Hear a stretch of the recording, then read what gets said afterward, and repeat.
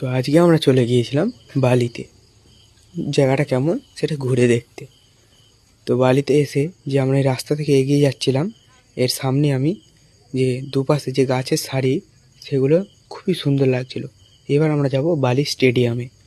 তো ফাইনালি আমরা চলে এসেছি বালি স্টেডিয়ামে।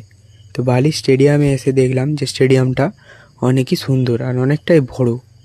তো এই পাশে রাতে খেলাধুলার জন্য কিন্তু লাইটেরও ব্যবস্থা করা আছে। আর দূরে একটি বিল্ডিং দেখা যাচ্ছে। এখানকার একটি স্থানীয় দাদার কাছ থেকে জানলাম যে ওটি বালির একটি স্কুল।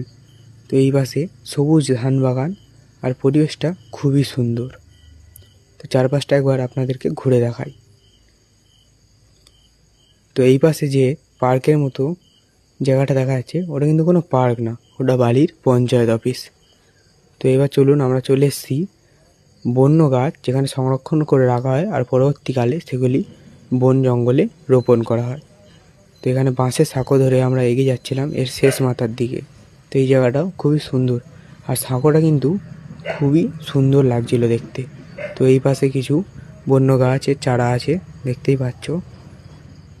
আর এই পাশে যে পরিবেশটা সেটা একবার দেখবে। তো এই পাশেও একই রকম গাছের চারা আছে। তো এখানে কিন্তু আমরা কাঁকড়া গাছ দেখতে পেলাম। তো চারপাশটা দেখে নাও একবার। চারপাশে পরিবেশটা খুবই ভালো ছিল। চারপাশটা একবার দেখে নিয়ে আমরা এবার যাব বালির সেই ভাইরাল ঘাটে।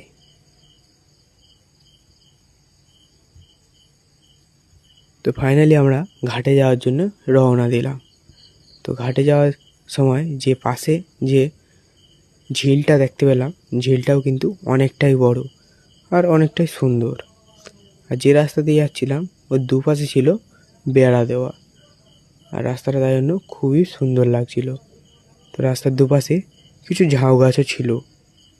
তো আমরা এগিয়ে যেতে লাগলাম ঘাটের দিকে। তো সামনে দূরে দেখতে পাচ্ছ একটি বাংলাদেশি ট্রলার।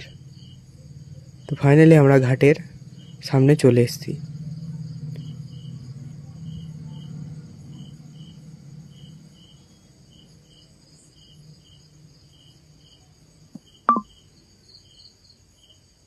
তো এই যে সেই বালির ভাইরাল ঘাট।